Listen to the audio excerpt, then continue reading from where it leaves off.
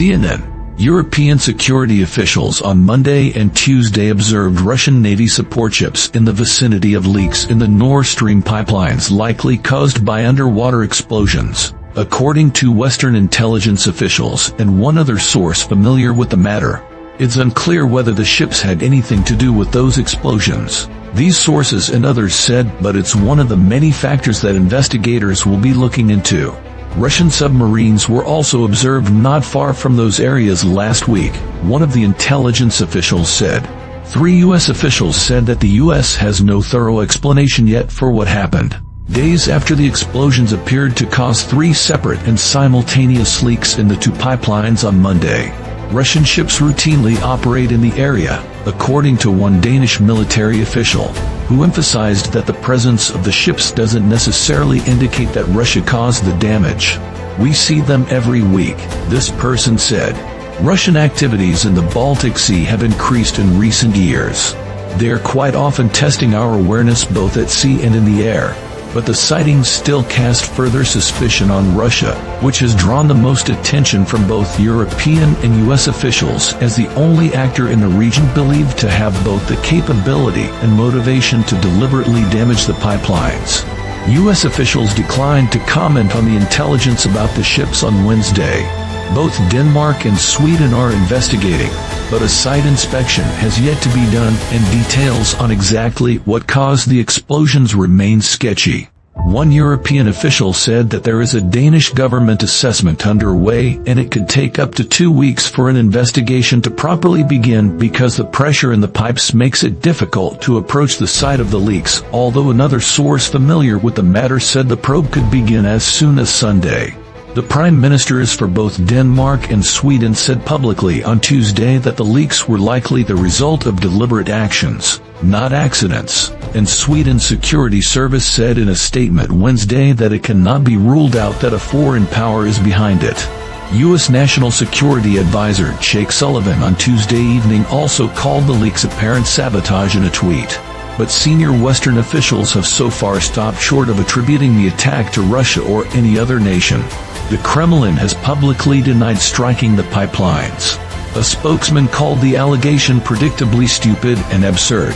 CNN has reached out to the Russian Ministry of Defense for comment on the presence of the ships. Investigation into the leaks. The Danish government is taking the lead on the investigation and has put in place an exclusion area of 5 nautical miles and a 1-kilometer no-fly zone, according to European sources familiar with the matter. Other than Sullivan, U.S. officials have been far more circumspect than their European counterparts in drawing conclusions about the leaks. I think many of our partners have determined or believe it is sabotage. I'm not at the point where I can tell you one way or the other, a senior military official said Wednesday. The only thing I know there is that we think the water is between 80 and 100 meters deep at that location where the pipeline is. Other than that, I don't know anything more. But one senior U.S. official and a U.S. military official both said Russia is still the leading suspect, assuming that the European assessment of deliberate sabotage is borne out because there are no other plausible suspects with the ability and will to carry out the operation. It's hard to imagine any other actor in the region with the capabilities and interest to carry out such an operation, the Danish military official said. Russia has requested a UN Security Council meeting on the damaged pipeline this week, something the senior U.S. official said is also suspicious. Typically, the official said, Russia isn't organized enough to move so quickly, suggesting that the maneuver was pre-planned. If Russia did deliberately cause the explosions, it would be effectively sabotaging its own pipelines. Russian state company Gazprom is the majority shareholder in Nord Stream 1 and the sole owner of Nord Stream 2. But officials familiar with the latest intelligence say that Moscow would likely view such a step as worth the price if it helped raise the costs of supporting Ukraine for Europe.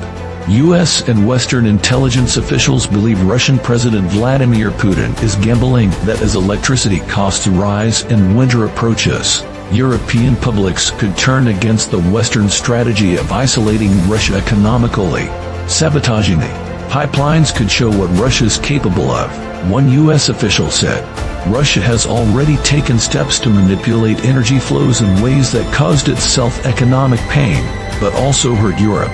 Russia slashed gas supplies to Europe via Nord Stream 1 before suspending flows altogether in August, blaming Western sanctions for causing technical difficulties.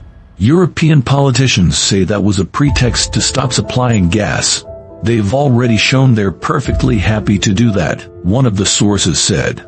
They weight their economic pain against Europe's.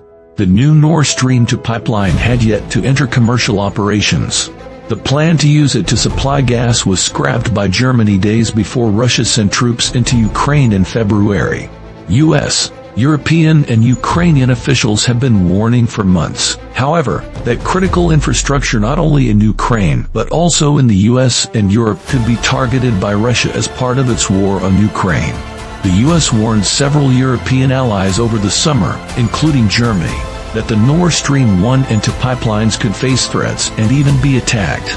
According to two people familiar with the intelligence and the warnings. The warnings were based on U.S. intelligence assessments, but they were vague.